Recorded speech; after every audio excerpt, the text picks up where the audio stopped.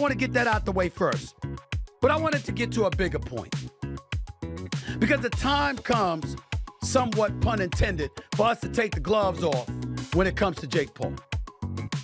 Now, unlike people who've worked with me, unlike people who are friends and colleagues, what have you, I didn't find it funny. It's kind of weird because Jake Paul is extremely bigger than Tank. That don't mean even he recognizes that he's too big for him. Yes. He recognizes that he's too big for him. Stephen.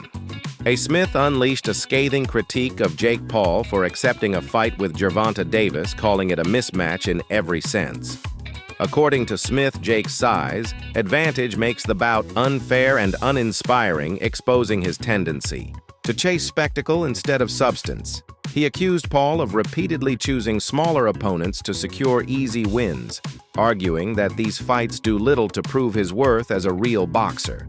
In Smith's view, Jake's career is built on headlines, not hard tests, and this fight only reinforces that reputation. That was Mike Tyson. Now you're going into the ring against a cat that's 228. He's a young lion, and no matter what questions may exist about Jake Paul and his ability to box real boxers, because we haven't really seen that yet from him, we don't question his power.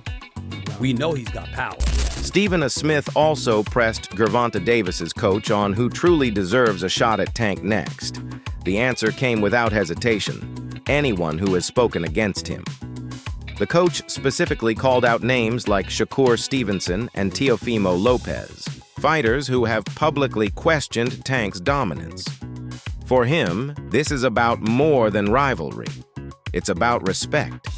He believes these critics need to feel the full force of Davis's power inside the ring. His message was clear: talk is cheap, and it's time the doubters were humbled by Tank's precision and ferocity. Who do you want to see? You, as a guy that's in his trainer, that's like a father figure to him, you're training him all the time, you know him, both y'all from the streets of Baltimore the whole bit. Who do you want to see Tank fight? I want him to get all of them that ran their mouth. Give me the names. I need names, Calvin. I need names. You already know. We went down, we working on the big four. It was Garcia, that's the first one. Roma, I hope we get him soon. Shakur, he's going to get it. He know he's going to get it. It's just Bob is in charge of that. You know what I'm saying? Bob know what he's doing over there. You can't tell Bob how to run his game because he's like a vet at this. He's been doing it for so many years. That's going to happen. All the fights that we'll want, they have no choice. They're going to take the fight when it's time to take the fight. It's just right now, who's going to take the fight? That's the question. Comedian and commentator Aries Spears didn't hold back either. He called the Davis versus Paul matchup a performance, not a fight, dismissing it as more circus than competition. Still, Spears predicted that Tank's explosive power would end the show. Quickly, likely by a third-round knockout, his perspective reflects the paradox. Many fans feel frustration with the spectacle, but fascination with Davis's raw skill. To Spears, it's entertainment disguised as sport, absurd yet irresistible, and likely to end violently before it even begins. The next fight that's coming up is Tank Davis versus Jake Paul. Oh, this is such a circus. Yeah. Look, according to BetOnline.ag, Gervonta Davis is favored minus 240, Jake Paul's plus 190. So more than twice the odds for Davis. Davis is a lot smaller, but he's a real serious fighter. I'm predicting a third-round knockout. Ooh. Third round knockout. He's out of there. Listen, I don't know what's the bigger joke, that fight or Tyson versus Floyd Mayweather. We'll talk about that in a second. We'll talk about that in a second. Yeah, this is honestly just disappointing. As a boxing fan, to just keep seeing these circuses happen over and over again. I don't know if the rumor's true, but I heard Floyd was talking about coming out of retirement to fight Crawford. Now that's got some panache to it. That'd be interesting. Yeah, but it would be. I think Floyd will end up taking a loss. Finally. That's the thing. Yeah. You'd mess up that record. Yeah. And I would respect him for it because we know how much he's tried to protect the record. Take the risk. This is what great fighters are supposed to do. Yeah, but It's interesting because people were saying that Terrence Crawford should retire because he's, 43-0 at this point? Okay. He's 37 years old. I personally don't But he still got the goods, though. Oh, he's got the goods. Yeah, he still got the goods. Because Canelo was a monster. He had been dominating for a while. Right. And he had only had 2 losses, one of which was Mayweather, very early in his career. But this whole Jake Paul, Gervonta Davis thing, just because Gervonta was supposed to fight Roach. There was supposed to be a rematch because it was, I believe, a draw last time. Yeah. So you go and fight Jake Paul instead? I'm sure it's a much bigger bag. I'm sure it's a much bigger bag. And clearly, that's what it's about. It's the bag, Yeah. Yeah. I mean, pretty soon they're going to have Denzel Washington fighting somebody. They're going to start putting old men. I mean, they're already putting old men in the ring. As long as before the fight, Denzel looks at his watch and goes, 16 seconds. I'm with it. Stephen A. Smith, never one to mince words, urged boxing to move beyond social media-driven showdowns. He believes Gervonta Davis should seek fights that challenge him, not exhibition-style events that add little to his legacy. Smith voiced interest in seeing Tank rematch Ryan Garcia to settle unfinished business or face formidable names like Teofimo Lopez and Shakur Stevenson. These, he said, are the bouts that define greatness and restore meaning to the sport. In his eyes, Davis's talent deserves to be tested, not wasted on novelty matchups. To me personally, I want to see him fight a Garcia again. I want to see him fight a Teofimo Lopez, somebody like that, that's got some power, somebody that has the potential to inflict some pain upon him, because I don't know if anybody can do it. And I've totally lost it with David Haney. After what I saw Ryan Garcia do to him, even though Ryan Garcia was a bit woke. Across the boxing world, frustration is mounting over Jake Paul's approach to his career. Critics argue that his fight choices follow a predictable pattern, picking unconventional opponents who generate hype rather than competition. Analysts say these bouts are engineered for views and virality, not sporting credibility. While Jake's events pull in millions of spectators, many experts view him more as a marketer than a true fighter. For purists, it's a disappointing reflection of how boxing has traded authenticity for attention and headlines for honor. Jake Paul won the fight. But yeah, that was that. This time, Jake Paul is to take on Tank Davis. Tank Davis, he was recently in the news for being arrested for a domestic violence incident involving one of his kids' mother. He was alleged to have slapped her about the place. The charges were later dropped, to be fair to him. But yeah, that was when he was last in the news. What is interesting is just a couple of months ago, Tank Davis was saying openly that he'd lost his passion for boxing and that he wanted time away from the sport. There was speculation that he might even retire as he was experiencing extreme mental fatigue from boxing, depression, and there were mental health concerns over him. However, I guess the opportunity to earn a truck full of money fighting a completely worthless exhibition fight against Jake Paul was enough to make him change his mind about boxing. Funny that, isn't it? But you know what? I'm not even going to waste your time or mine critiquing this utter nonsense. Suffice to say that this so-called fight we're talking about is an exhibition, and it pits Jake Paul, who is a cruiserweight, by the way, weighs in excess of 200 pounds. And Tank Davis, who is, he was the WBA lightweight champion, who weighs in at about 135 pounds when he fights. So that's a disparity of some 65 pounds. In old money, that's about 4.5 stone. There's also a significant difference in height. Jake Paul is roughly, 6'1", 2. Gervonta Davis is 5'5" at best. So, there's a height disparity there of some 8 inches. And once again, this is Jake Paul showing total disrespect to boxing, in my opinion. A growing number of analysts also question whether Gervonta Davis's recent decisions are driven more by profit than prestige. Many believe his team is prioritizing blockbuster paydays over legacy-defining challenges. His scheduled fight with Jake Paul is seen as proof that the sport's priorities have shifted from belts to bank accounts. Davis's knockout power guarantees massive pay-per-view numbers, and pairing him with a social media icon only amplifies that effect. But to traditionalists, it's a troubling trend. They fear boxing's soul is being sold for spectacle where money trumps meaning. Look at how Tank started acting after he made $40 million with Ryan. When he make another $40+ million with Jake, he's gonna go make $40 million fighting Jake Paul, and then he's gonna come back and fight Lamont Rowe for what? He's gonna come back and fight Shakur Stevenson for what? He's not gonna fight none of those guys. No, the only way he fight any of them guys, Turkey gonna have to hit him with the Crawford money. Cause that's the thing. You do this for a reason, bro. Like, I get it. You want him to be competitive, but his goal is money. He made 40 with Ryan plus everything in between. Now he get this 40-50 million plus. He don't even gotta fight no more. So now if you want him to fight Shakur, give me that Canelo money. Veteran trainer Jeff Mayweather openly criticized the matchup, calling it dangerous and unnecessary. His concern centers on the massive size and weight difference between Jake and Tank. Boxing divisions, he reminded, exist to ensure fairness and safety, two principles this fight ignores.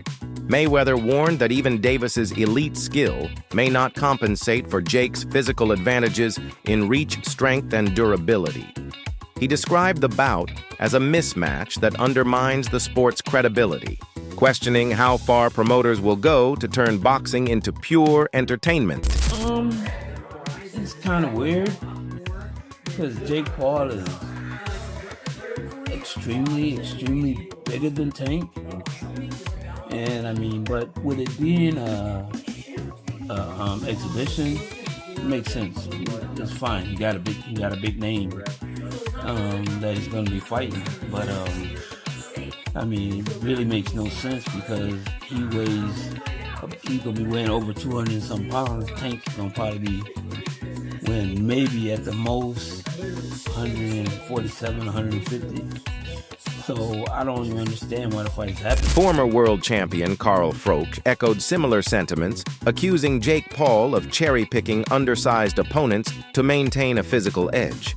He called it laughable that Jake bypasses naturally bigger fighters like Anthony Joshua or legitimate heavyweights in favor of someone like Davis. Froch argued that Paul's career is built on calculated mismatches meant to go viral, not on real tests of skill. His blunt criticism reflects a deeper frustration within the boxing community that fame and clicks are being prioritized over competition and respect for the craft. This fighting AJ, Eddie Hearn announced 99% done, which we've just spoke about. What next for AJ? Potentially Jake Paul. But it now looks like that Jake Paul is fighting one of Anthony Joshua's legs. He's fighting Gervonta Davis, somebody who's a quarter of his size. I don't even know what's going on. Has Eddie Hearn been played? Let me know what you think, but the AJ fight with Jake Paul's finished. Gervonta Davis, fake Paul, November. I don't know what's going on in the world of boxing. This is an absolute joke. What next for AJ? We'll get into this, and there's so many questions I want to get into in the next episode, but I hope you enjoyed this one. And yeah, just thought I'd give you a quick update because the news has just come in, and I'm just trying to relax and play a bit of golf, and I can't. I've got to get it off my chest. I'm going to add it to this video. Hope you enjoy it. Don't forget, if you haven't already, hit like, share, and subscribe to the best channel in the business, Froch on Fighting, and we'll see you very soon. MMA legend Daniel Cormier joined the chorus of disapproval, labeling the fight as predictable and hollow. He said the weight gap between Jake and Davis doesn't just make the fight unbalanced, it compromises stamina, safety, and fairness. Cormier lamented that the event, though attention-grabbing, offers little in terms of real sporting merit. He warned that the obsession with spectacle over substance could permanently damage boxing's credibility. For him, this matchup is the latest sign of a sport losing its identity in the chase for viral fame. Wait, I thought it was 190. Dean, that's bad. Because you know what that tells me? That tells me that even he recognizes that he's too big for him. Yes. He recognizes that he's too big for him. I'm wondering how this even came about. It can't be that Gervonta Davis needs money. That can't be the reason why he's been a world taking this champion fight. so recently. How could he be broke? That's what I'm saying. Like, is he doing this for money?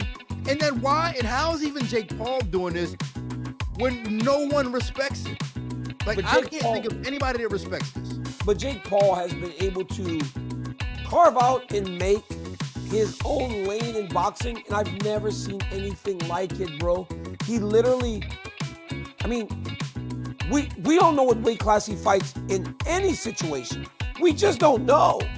He kind of makes his own rules. He makes his own rules. And it seems like people are playing by those rules. I remember a couple weeks ago, the WBC and the Jose Sulaiman was very upset that he wasn't able to put the belt on the winner at Canelo versus Crawford. That's the thing that's happened since the beginning of the time. Those guys are very powerful in boxing. But with Zuffa boxing, it was almost like that power was getting stripped away. They were very disappointed. But how can you take those sanctioning organizations seriously when they are sanctioning this? That's my point. That's my point. That's why I think that this whole thing that we have, this boxing and this MMA argument and Zuffa getting into boxing, our argument is misplaced because things like this should not be happening. And the fact that boxing is allowing this to happen is an embarrassment to the sport. Yeah, I don't understand why. I talked about this before. Like, I didn't know why they were fighting because, I mean, Gervonta Davis's last fight was at 136 pounds.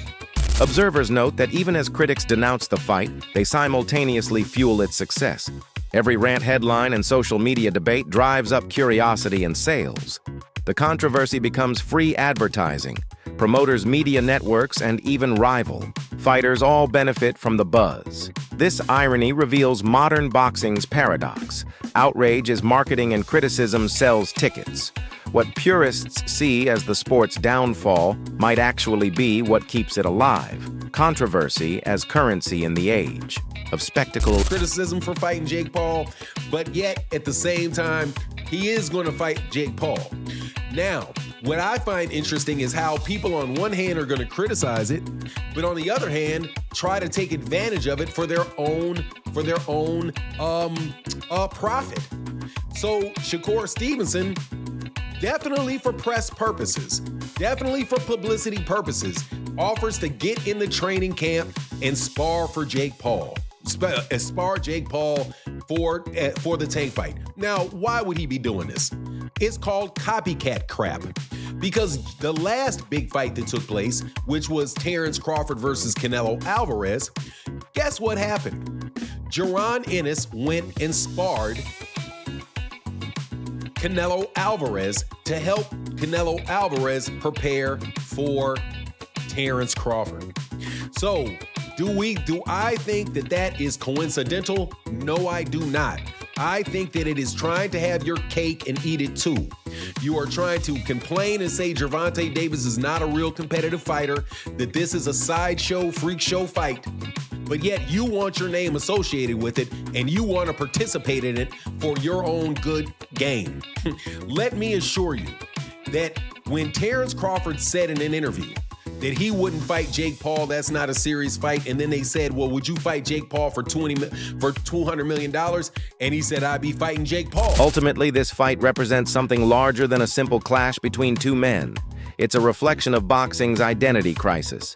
Jake Paul's rise proves that popularity can now outweigh pedigree, while Gervonta Davis's involvement shows that even elite champions are drawn into the circus. For some, this is the death of boxing's integrity. For others, it's evolution, a new form of visibility in a digital era. Either way, the fight forces an uncomfortable question: is boxing still about proving greatness through skill, or has it become a stage where fame decides who fights next? 55 pounds, bearing in mind, Tank Davis fights at 135. That's 60 pounds size difference, and Tank often weighs in light at 133.5 pounds. You know, he's 5'5", he's not a big guy. Okay, let's be honest, he's tiny. I could literally put him in my pocket. You know, he's a pocket rocket, but he's small.